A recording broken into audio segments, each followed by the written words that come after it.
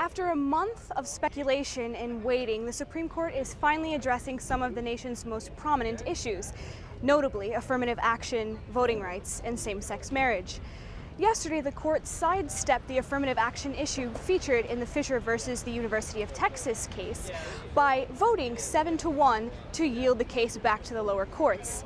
This case, of course, chronicles the story of Abigail Fisher, a 2008 applicant to the university who claims that her application was rejected solely based on her race.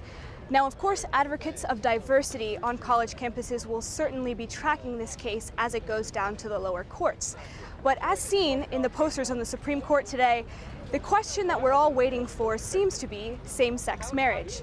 The court will release decisions on 2 same-sex marriage cases, particularly Windsor versus the United States, which will then analyze DOMA, or the Defense of Marriage Act, and its definition of marriage as one between one woman and one man, and to see whether that actually disqualifies same-sex couples from receiving equal benefits under law. The other case, of course, will be Hollingsworth versus Perry, which then aims to critically define the definition of marriage under California. Now, this all comes after a recent CNN poll reporting that up to 50% of Americans do not believe the Supreme Court is actually ruling justly. Whether these cases will augment or eventually damage the Americans' perception of the federal judicial system is up to see. At the Supreme Court, Stephanie Rigizadeh, interning for CBS News.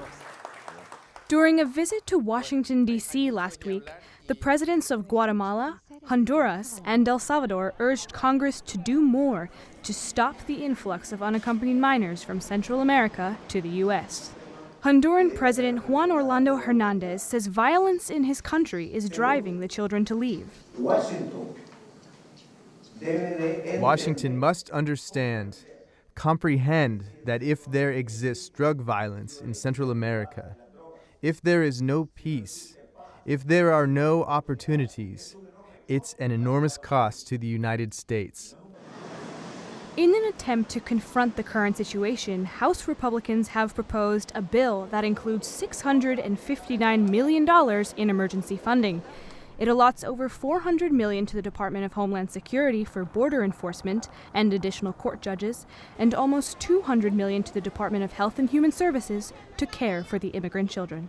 Speaker of the House, John Boehner. Republicans are committed to addressing the humanitarian crisis on the border in a responsible way.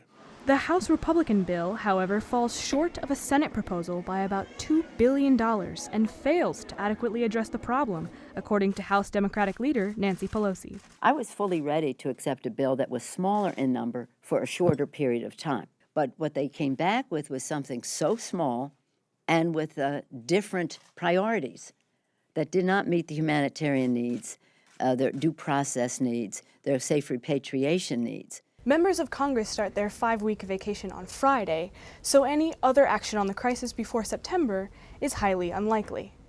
Stephanie Rigizadeh, CBS News, Washington. Pope Francis addressed 3 million Catholics during Mass in Brazil yesterday. During his homily, the Pope questioned why so many Brazilians, historically strong Catholics, abandon the Church.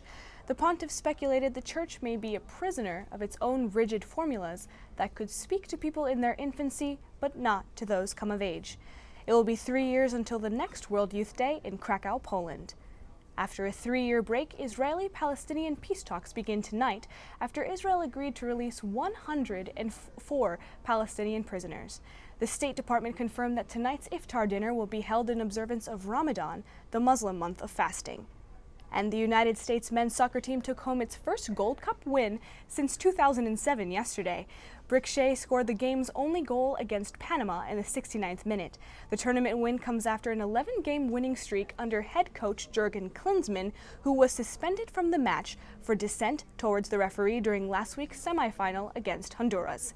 Next up, the team faces the 2014 World Cup qualifiers against Costa Rica and Mexico. In Washington, Stephanie Rigizadeh, CBS News.